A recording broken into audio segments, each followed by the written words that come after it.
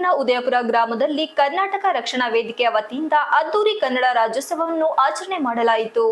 ಉದಯಪುರ ಸರ್ಕಾರಿ ಶಾಲಾ ಕಾಲೇಜು ವಿದ್ಯಾರ್ಥಿಗಳಿಂದ ಉದಯಪುರ ಗ್ರಾಮದಲ್ಲಿ ಪ್ರಮುಖ ಬೀದಿಗಳಲ್ಲಿ ಮೆರವಣಿಗೆ ಮಾಡಿ ನಂತರ ಧ್ವಜಾರೋಹಣ ಮಾಡಿ ವೇದಿಕೆ ಮೇಲೆ ಅತಿಥಿ ಗಣ್ಯರಿಂದ ಕಾರ್ಯಕ್ರಮ ಉದ್ಘಾಟನೆ ಮಾಡಲಾಯಿತು. ಈ ಸಂದರ್ಭದಲ್ಲಿ ಬಳದರೆ ಗ್ರಾಮ ಪಂಚಾಯಿತಿ ಅಧ್ಯಕ್ಷರು ಸಿವಿ ವಿಶ್ವಾಸ್ ಮತ್ತು ಅಧ್ಯಕ್ಷರು ಅನಂತಮೂರ್ತಿ, ಕೃಷಿ ಪತ್ತಿನ ಸಹಕಾರ ಸಂಘ ಉದಯಪುರ ಬರಗೂರು ಗ್ರಾಮ ಪಂಚಾಯಿತಿ ಅಧ್ಯಕ್ಷರು ನಿಂಗೇಗೌಡ್ರು, ಪ್ರಭಾಕರ್ ಉಪ ತಹಶೀಲ್ದಾರ್ ಉದಯಪುರ, ಡಾಕ್ಟರ್ ಶ್ರೀನಿವಾಸ್ ವೈದ್ಯಾಧಿಕಾರಿಗಳು, ಉದಯಪುರ ಸರ್ಕಾರಿ ಪ್ರಥಮ ದರ್ಜೆ ಕಾಲೇಜು ಪ್ರಾಂಶುಪಾಲರು ಎಚ್ಡಿ ಕುಮಾರ್, ಕೆಪಿಎಸ್ ಶಾಲೆ ಸುರೇಶ್, ಶಶಿಕುಮಾರ್, ಕರ್ನಾಟಕ ರಕ್ಷಣಾ ವೇದಿಕೆ ಅಧ್ಯಕ್ಷರು ಮಧುಕರಡೆವು ತಾಲೂಕು ಮಹಿಳಾಧ್ಯಕ್ಷರು ದಾಕ್ಷಾಯಿಣಿ, ದಂಡಿಗನಹಳ್ಳಿ ಹೋಬಳಿ ಘಟಕದ ಅಧ್ಯಕ್ಷರು ಫಯಾಜ್ ಯುಎಂ ಮತ್ತು ಅನಿಲ್, ಉಮೇಶ್, ಚಂದ್ರೇಗೌಡ, ಸಂತೋಷ್, ದಿನೇಶ್, ರವಿ, ಶಿವಲಿಂಗೇಗೌಡ, ಯೋಗರಾಜ್, ಕುಮಾರ, ರಂಗಸ್ವಾಮಿ, ಕಾಂತರಾಜ್, ನಯಾಜ್, ಯೋಗೇಶ್ ಇತರರು ಉಪಸ್ಥಿತರಿದ್ದರು.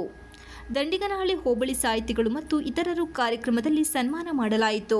ಪ್ರಾಮುಖ್ಯತೆ ಬಗ್ಗೆ ವಿಶೇಷತೆ ಹೊಂದಿದೆ ಅಂತ ಹೇಳಿದ್ರೆ ಈ ಕನ್ನಡ ಸಂಘಟನೆಗಳ ಹೋರಾಟದ ಫಲವಾಗಿ ಇವಾಗ ಈ ಒಂದು ಸಂಘಟನೆ ನಮ್ಮ ಈ ಹೋಬಳಿಯಲ್ಲೂ ಸಹ, ದಂಡಿಗನಹಳ್ಳಿ ಹೋಬಳಿಯಲ್ಲೂ ಸಹ ಈ ಕಾರ್ಯಕ್ರಮ ಮಾಡೋದ್ರ ಮೂಲಕ ನಮ್ಮ ಹೋಬಳಿಯೂ ಸಹ ಈ ಕನ್ನಡಕ್ಕೆ ಎಷ್ಟು ಆದ್ಯತೆ ಕೊಟ್ಟಿದೆ ಎಂಬುದನ್ನು ಇವತ್ತು ತೋರಿಸ್ತಾ ಇದ್ದಾರೆ. ತುಂಬಾ ಸಂತೋಷದ ವಿಚಾರ. ನಾವು ಸಹ ನಮ್ಮ ಕಾಲೇಜಿನ ವತಿಯಿಂದ ಒಂದು ಕನ್ನಡ ರಾಜ್ಯೋತ್ಸವವನ್ನು ಆಚರಣೆಯನ್ನು ಮಾಡಿದೆವು. ಈ ರೀತಿ ಕಾರ್ಯಕ್ರಮಗಳನ್ನು ಸಹ ನೀವು ಒಟ್ಟಾಗಿ ಸೇರಿ ಮಾಡಿದಾಗ ಅದ್ದೂರಿಯಾಗಿ ಕಾರ್ಯಕ್ರಮಗಳನ್ನು ನಾವು ಇಲ್ಲಿ ಮಾಡಬಹುದಾಗಿದೆ ಅಂತ ನನ್ನ ಅನಿಸಿಕೆ ಆಗಿದೆ. ಈಗ ಸಹ ನನಗೆ ಗೊತ್ತಿರಲಿಲ್ಲ, ಗಿರಿರಾಜ್ ಸರ್ ಅವ್ರ ಬಗ್ಗೆ ನನಗೆ ಆ ದಿನ ಗೊತ್ತಾಗಿರಲಿಲ್ಲ. ಈ ತಾಲೂಕಿನಲ್ಲಿ ಯಾರಾದರೂ ಕವಿಗಳಿದ್ರೆ ಅವ್ರಿಗೆ ನಾನು ಸನ್ಮಾನ ಮಾಡಬೇಕೆಂಬುದಾಗಿ ಕೆಲವ್ರನ್ನ ವಿಚಾರಿಸಿದಾಗ ಕೆಲವರ ವಿಷಯಗಳನ್ನು ಹೇಳಿದ್ರು, ಇವರ ಹೆಸರನ್ನ ನನಗೆ ಹೇಳಿಲ್ಲ. ಜನಗಳನ್ನು ತಮಿಳುಗಳನ್ನ ಕೆಲಸಕ್ಕೆ ಸೇರಿಸ್ಕೊಂಡಿದ್ರು.